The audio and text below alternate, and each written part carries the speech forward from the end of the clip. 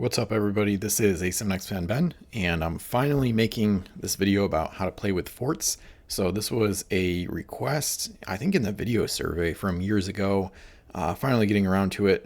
So I'm going to go over the rules first. I'm going to leave timestamps in the description that you should be able to see on the video timeline in case you already know all the rules and want to skip to the other stuff. But I think it's worth going over the rules because I think the code covers some stuff that's not in the complete game rules, and also I think it's just really good to re-emphasize these rules because I've seen that some people don't know all of them, and I think it's just good to go over them. So the rules for forts, I'm using the stuff from the code right now.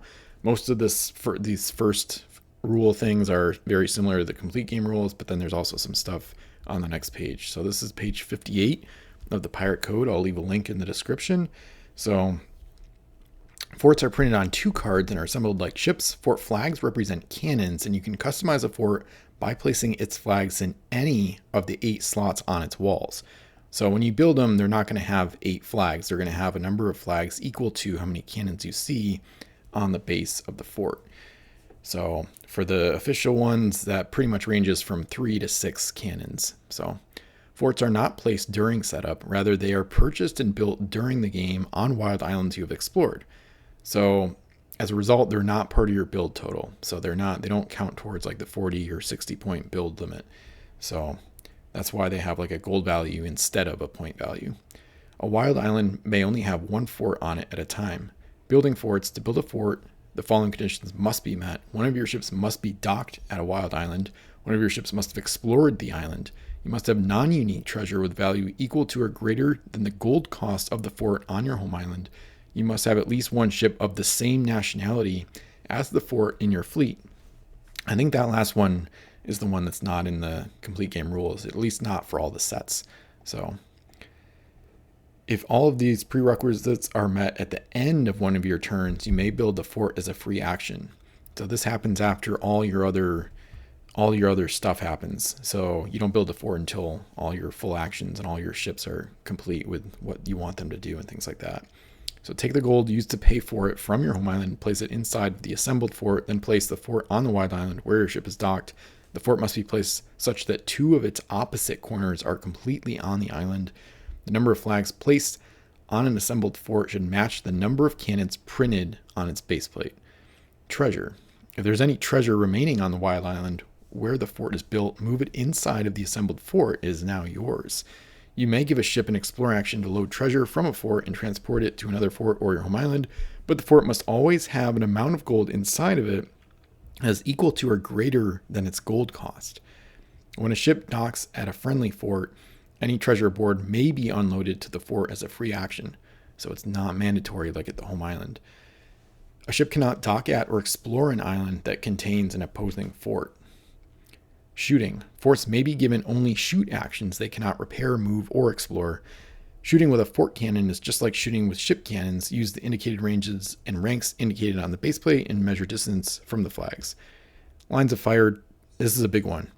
Lines of fire drawn to and from the fort are not blocked by ships, the island, or any part of the fort itself, but they are blocked by fog banks and icebergs. So that one is huge. That's where it really differs. So it's kind of not just like shooting from ship cannons. I mean, it is with drawing ranges, but they're not blocked by other ships, and you can shoot through, the fort can shoot through itself. So you don't have to shoot straight out from the walls where the flags are. But they are blocked by fog banks and icebergs, but not other types of terrain. When your fort shoots, you may assign 1 printed cannon to each flag on the fort. You may reassign the cannons to different flags each time you give the fort a shoot action, but you can never fire more cannons than it has flags remaining. So this is really good because then you don't have to memorize, which cannons are assigned to which flags. The one exception is Ramsgate, but that's because it has a special cannon. So in this way, regardless of which flags get eliminated when you get damaged, obviously you would always keep the best cannons generally, unless you didn't want to for some reason. So for example, like Paradis de la Mer has a couple 2L cannons, you would save those to be the last 2 flags remaining, so it'll always have an optimized armament, essentially. So damaging forts. When a fort is hit, its player eliminates a flag. When all the fort's flags are eliminated, it is considered abandoned and cannot be given any actions. When an abandoned fort is hit, remove it from the game and place all of the treasure that was inside of it, including the treasure used to build the fort, face down on the island, which reverts to an unexplored wild island for all players.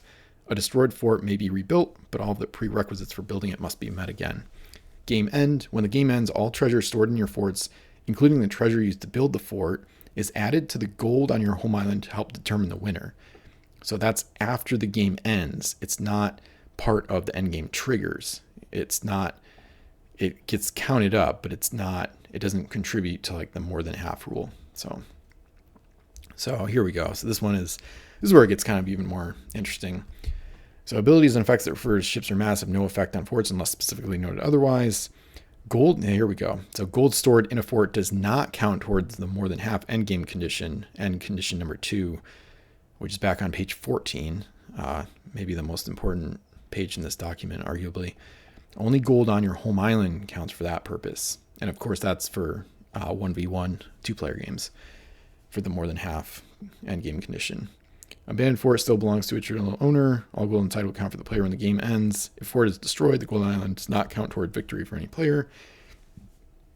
So the minor factions do not include any forts. If your fleet has only those factions, you may build forts of any one nationality. So that's kind of good. At least it allows them to have that mechanic. It doesn't deny them from using it. Exploring an island, marking it explored are not the same. If you use an ability to mark a wildland explored, it does not immediately allow a fort to be built. One of your ships must still explore the island. When building a fort, you must use the smallest denomination of non-unique treasure coins that satisfy the required gold cost. You cannot make change or intentionally overpay for a fort. That's pretty interesting. There is still a little bit of strategy with the coinage that I'll get into later once we're done with the rules section. Since a fort is built at the end of a turn, you must wait until your next turn before giving it a shoot action. The effects of MIs, including great turtles, are ignored if a fort is present on the island. The green just means it was in the latest Pirate Code update, which I believe was 2016, I think. So an island with a fort is still considered a wild island for the purpose of all other abilities and effects. UTs, blah, blah, blah, do not prevent a fort from being built. Their effects do apply normally to any treasure stored in the fort. And then a ship that is docked in friendly fort, maybe you can repair actions. Yep. All right. And then there's some specific fort abilities. I'm going to get into those later in the video, so I'm not going to go over those right now. So now we'll get into the uses of forts, which is kind of the meat of the video. And this is a topic that I've really enjoyed thinking about over the years. I think my knowledge of it and experience with it has grown even more here in the 2020s decade, with a lot of play and some various competitive games and tournament number 3 that happened in early 2024, things like that. But this is not even comprehensive. There's a lot of uses for forts, and I think overall, I think they're one of the most underrated game elements in all of Pirates CSG, to be honest, especially for winning competitive games and using them in strategic ways that people might not really expect. So we'll get into it. Some of the obvious ones are protecting wild gold from an enemy taking it. So this can happen if, let's say, an opponent's ship is docked at an island, but they don't have an explorer, and you do, and you already have gold on your home island. You can dock, explore it, and then build the fort, and then they can't take gold from it on their next turn. So you can spring a fort right up from underneath enemy ships, and you could also do that before they dock, of course, to prevent them from docking there. So, and that ties into a lot of other abilities too, because the spire abilities might help you know which islands have the best gold and things like that. So another use, of course, is an additional base from which to repair ships, tow prizes to the fort, and launch attacks from. So that's even more relevant in campaign games with house rules, but I'm not going to get into all that right now. So this is something I've done many times in the past, where there's like a captured ship and I want to get it back in action quickly rather than having to tow it all the way home. Sometimes when you capture an enemy prize, you're really far from your home island and there might not be whirlpools and things like that to help you get back faster. So sometimes if you can afford it, springing up a fort can not only put some guns in play and a base from which to repair, but you can get that prize ready to go and ready for usage in your fleet a lot faster. Whereas sometimes if your home island is too far away and the game's going to end soon, you might not even be able to use it if you try to tow it all the way back. So, and of course, having a base from which to repair your ships after combat is great too. So I used it recently to flip a battle. Basically, you can swing the momentum of a battle back to your side even after an opponent shows up. If you spring up a fort, suddenly you have a bunch of extra cannons in the area. So, and then another use is to extend the game. So this is one of my favorites, actually. It's pretty funny. So used to extend the game if you know you're behind, to delay the endgame conditions. So all available gold has been unloaded to home islands. That's one of the main endgame conditions, of course, but that's impossible if there's a fort in play, since it has to keep gold inside it, and that's available gold because the island is still wild, so the gold in the fort is still technically available if it's not on somebody's home island.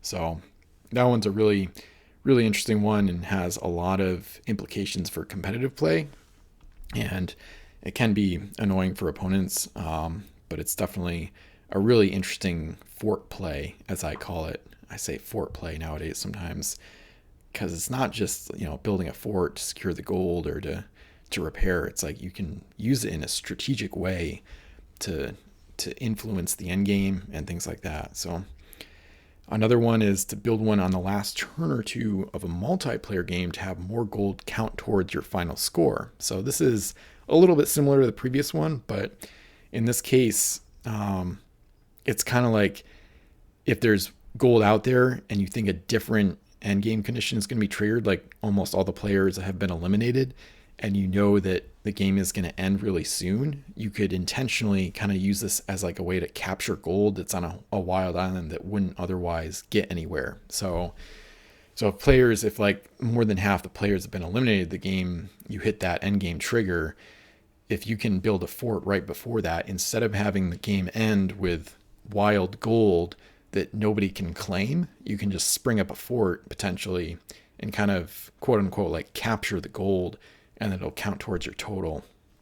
So as long as you're in a multiplayer game, of course. So, and then another example I thought of if somebody's trying to basically suicide their last ship, and if you don't have time, you see that happening and you don't have time to either stop them or get gold home from Wild Island all the way back home, you could just pop up a fort on the most lucrative island you can find to secure it for your end game gold count.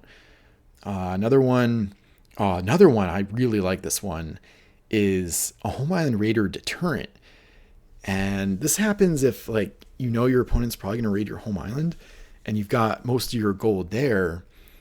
You can basically divert the gold, and sometimes this happens if you have the capability to build multiple forts. Like if you have a lot of gold on your home island and your opponent's going to raid you for it, but then you have assets elsewhere on the board. Maybe it's where you can't defend your own home island and you're going to get raided. You could instead build at least one fort, maybe two, maybe multiple forts, and basically divert the gold away from your home island and then prevent yourself from getting home island raided. Of course, it's risky because then you're putting the gold back in play either way, but at least it's not on their ship. At least it's on an island where you've got a ship. So, and especially if they have low combat capability and you can build a fort that might be able to outlast their last few ships, like Paradis de la Mer, which has a really good defensive ability. So that one is kind of an interesting one, and I think might be kind of underrated. So of course it's still risky, but that's always kind of the chances you take with a fort, is putting gold back in play. But in this case, if you were going to get raided anyway, it's kind of interesting. It's kind of like it's like if the bank is about to get a heist, but then they know that, so they get their armored trucks and they drive them out as a diversion, and they put it elsewhere in the city or something, so then the bank's empty.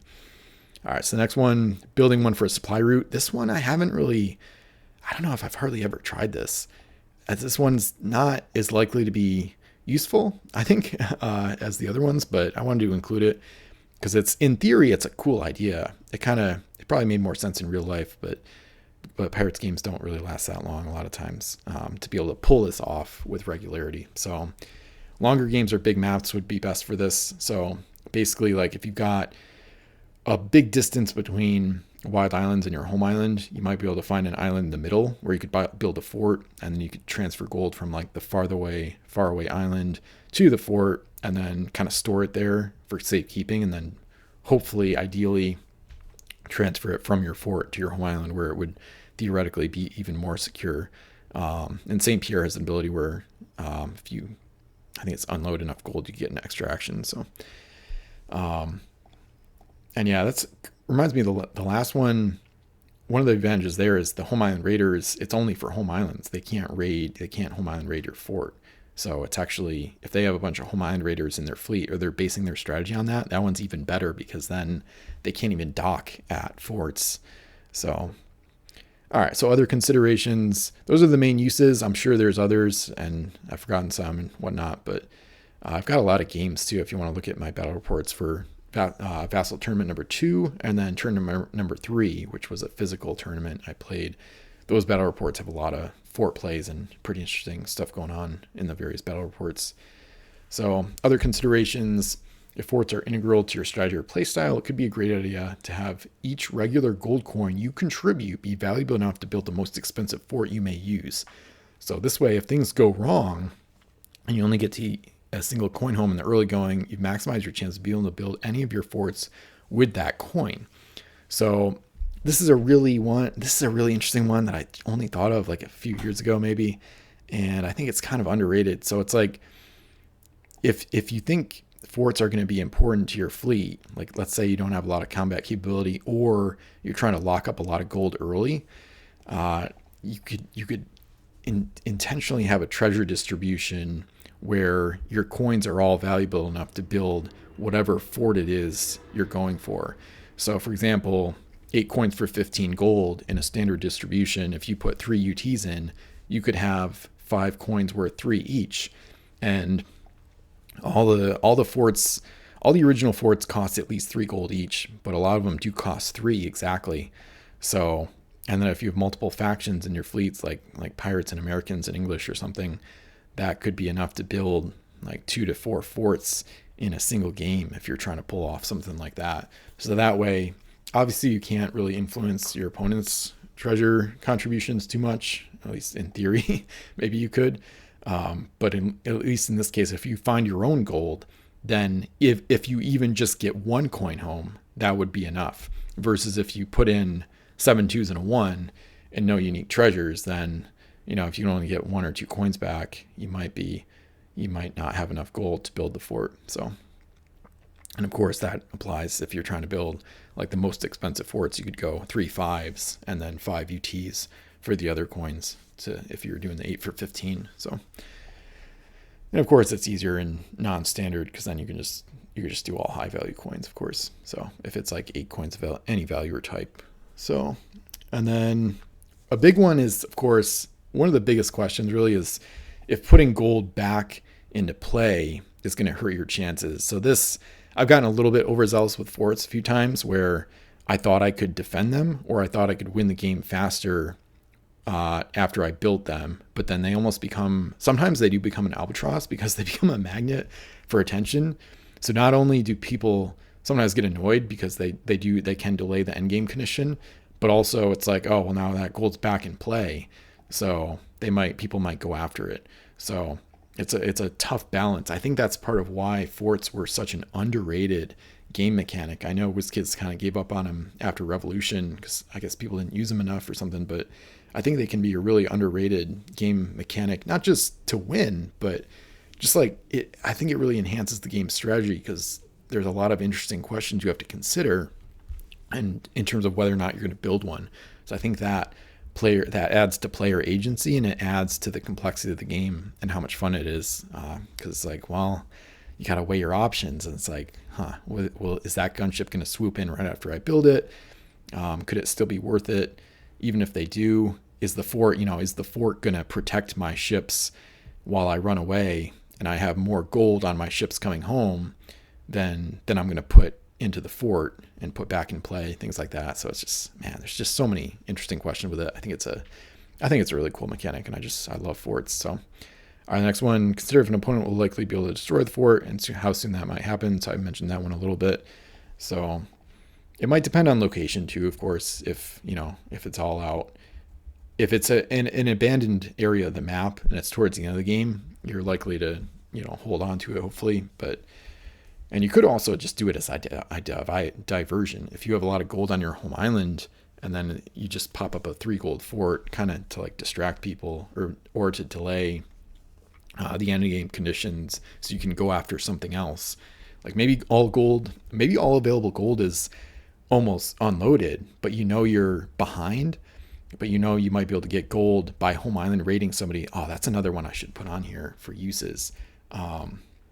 Is well, that kind of goes along with the one where you extend the game. So I'm going to add that here. So combine with HI rating. So the idea there is like, if the game is about to end, but you're behind, but you have a home island raider, especially if you're the only one with a home island raider, then it can be good to build a fort. So then you delay the end game condition, and then you go out and start stealing from people. So, and that can be really lucrative, especially if you've got, let's say you have some home island gold, but then the fort is only 3 gold, and then you're expecting to steal, you might be able to steal 5 or 10 or whatever from an opponent's home island, especially if you have home island horde, like Grim the Savage from Frozen North, for example, and some ships like Belladonna that have that ability. So forts can be a pretty integral way to home island raid towards the end of a game. So, of course, obviously that can make you a huge target too, not only for destroying the fort, but people might try to steal from your home island raiders before they can get back to your home island. So yeah, so many interesting considerations. If you capture an enemy ship that belongs to a different nationality than any ships in your fleet, that opens up the possibility of building a fort from that faction. So this one, I think I only thought of a year or two ago. So this is pretty much getting into the metagame. But as we saw in the code, you need to have a ship of the same nationality as the fort in your fleet to build it. So because of this, it's best to bring 1 copy of every fort to every game you play, since you never know when you might be able to use one. So this is just such a fun concept to me. It's like you bring a all pirate fleet, and then it's crazy that the game might come down to needing Paradis to save yourself. So you could capture a French ship from an opponent, use that as leverage to build Paradis de la Mer with its defense ability to maybe defend your last gold after all your gunships have been sunk or something like that, because it has better defense than Devil's Maw or Dead Man's Point, the 2 pirate forts. So anyway, it's just a really interesting idea, and that kind of goes along with like my post about what to always have with you when you play pirates. It's great to have 1 of every fort. So, and then I have a strategic elements post that I'll link to in the description. It goes over a lot of stuff, not just about forts. It goes over a ton of different topics about like the metagame and just questions to think about before you play and during play. So, so which location? Oh, that's another one, is where to build the fort. I was thinking about this. I'm recording this July 2025. I just played a game with the War of 1812 Mega Pack where I had to decide if I was going to put the fort in like a combat location to try to swing a battle, which is what I ended up doing, and it somehow worked out like decently well. Or if I put it on a kind of like an abandoned spot of the map where I had a captured ship that I wanted to repair, similar to what I talked about in the uses area of this video. So it's really fascinating. It's really tough to decide where to put one. A lot of times you're going to build one, but then choosing between 2 or sometimes even 3 islands to see where it's going to go is a really tough choice. And once in a while, if you have a lot of gold, you can circumvent that and just build multiple forts, sometimes on the same turn, but that's much more rare. So which location is more likely to get attacked or not protect the gold or ships you need? If you have options for different, here we go. So this is what I was talking about earlier. If you have options for different coin values used in building the fort, which values should be used? So this is a really interesting one too, that I don't know if I've ever seen talked about elsewhere. So let's say you have a 4, but then you also have 4 1s, and you're trying to build a fort that costs 4 gold. So if you have a lot of cargo on nearby ships, that might be better if you think it's going to be destroyed and you're going to try to retain that gold, and you're just using it as like a placeholder to try to win a battle or to try to temporarily secure gold. Um, and then another one is if you think the fort's definitely going to be destroyed, which a lot of times when you build a fort, sometimes it's kind of sacrificial. Like I talked about earlier, you might just be using it as a getaway plan, as a distraction, as like an obstacle to opponents, things like that, or to just to temporarily secure wild gold. Because sometimes, I know I'm going off on a tangent, but sometimes there's more gold on the island than it costs to build the fort. You might know there's 2 7s on an island. You could plan to use 3 gold to build a fort, and then just to secure the 2 7s for the time being, and then have a ship swoop in, take the 7s, and then leave for home. And then, you make out on the arbitrage plus 14. So you're basically up 11 gold. You got the 14 instead of the 3. So, but yeah, for which coins, sometimes it's if you think you can get a single home quickly versus preferring to have multiple coins scatter in different directions. So that gets into the end game rules too, because if you do the 4 1s to build the fort, if you use those instead of the singular 4, that's more likely to extend the game.